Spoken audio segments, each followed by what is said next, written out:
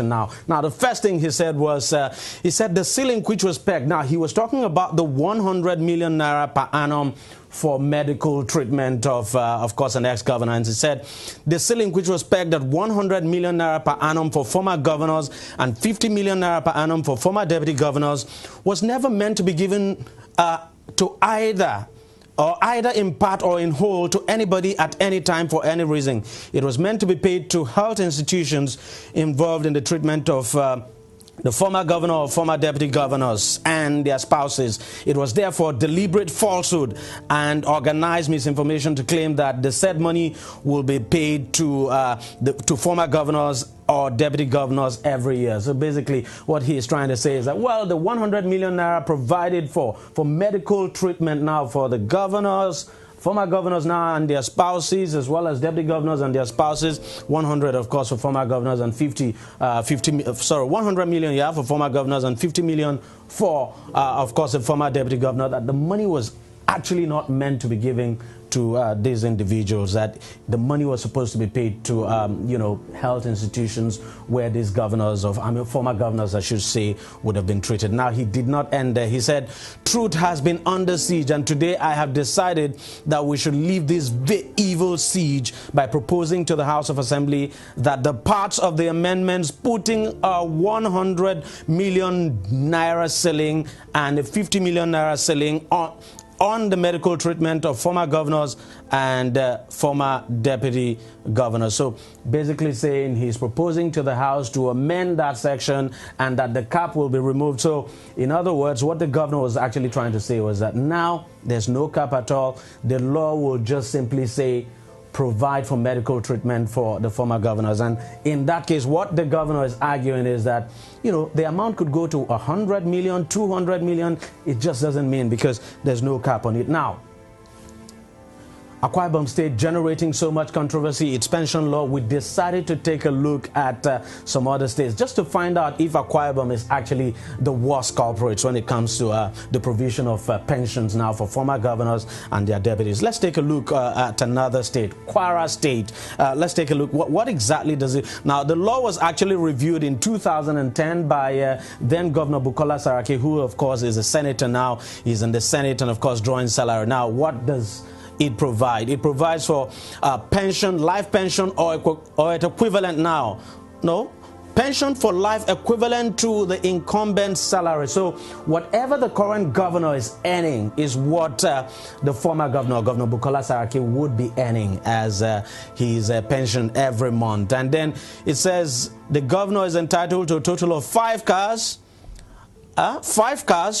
Sorry, it should be 5 cars altogether, to be replaceable every 3 years. So among these 5 cars, you have utility vehicles and the others. Then he's also entitled to a well-furnished 5-bedroom duplex. He should get furniture allowance, 300% of his salary every 2 years.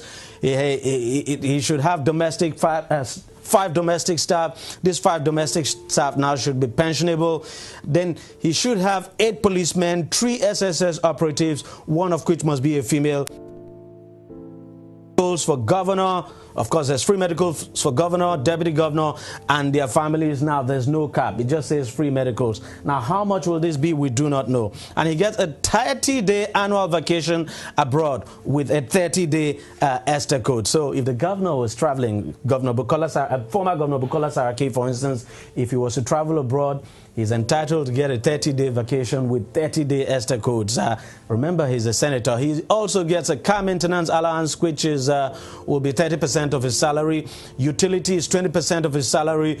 Entertainment, 10% of salary. House maintenance, of course, that same house that the state government would provide for him, the state government will have to maintain it, 10% of his salary.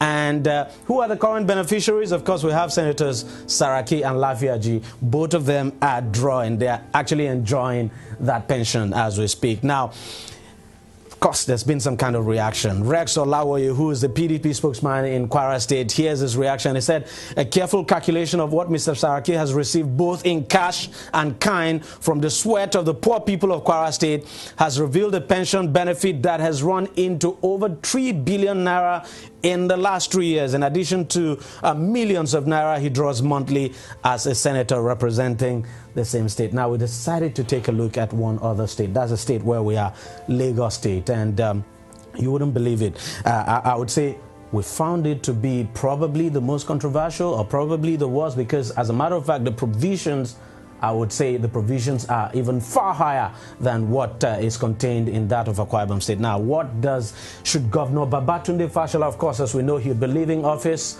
in 2015. So when he leaves office, what is he supposed to get? Remember, you have former Governor Bola Tinubu, so it means he's enjoying all of this. Now, this is what, if Governor Babatunde Fashola leaves office today, this is what he'll be getting. 100% annual basic salary now of incumbent salary for life. So whatever the current governor is earning is what he would be getting, which is 100%. He's going to get that for life. The governor gets 6 new cars every 3 years. I mean, at that rate, you would say, well, the governor may soon become a car dealer, because if you get 6 cars every 3 years, do the calculation yourself. Over the course of, say, 12 years, he would have a lot of cars to sell. Then the deputy governor gets 5 cars every 3 years, and a house. The governor, now this is for the governor. The governor gets a house in Lagos and one in Abuja. And what does the deputy governor get? The deputy governor gets 1 house in Lagos only. Now, the governor, and of course the deputy governor and their family, are entitled to free medical health care, and their family, free medical health care, now for life.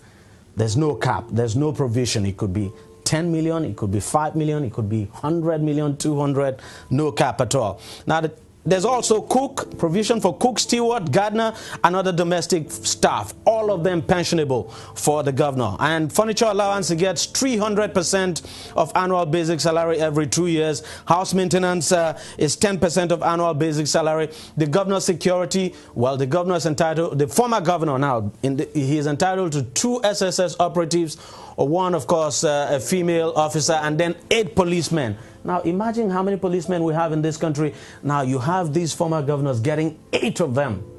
8, just to protect them. Then you can imagine how many policemen would have left to protect the citizens. The deputy governor now gets, for security now, 1 SSS operative and 2 policemen.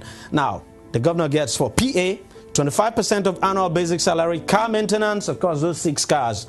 30% of annual basic salary, entertainment 10% of annual basic salary, utility 20% of annual basic salary, and the drivers who will be driving those 6 cars must be pensionable, and there's no limit to the number.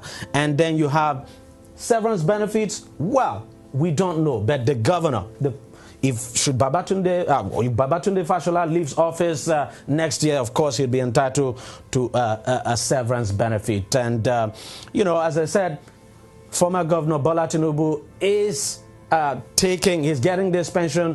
When Babatunde Fashola leaves office, he'd be entitled to all of that. And, well, we do not know if the people of Lagos State were actually consulted, if there was a public hearing for the people of Lagos State to make their own contribution. But we just felt it was necessary to bring all of this to you, so that you know what your former governors are getting, and so that you know what the current governors will be getting when they leave office.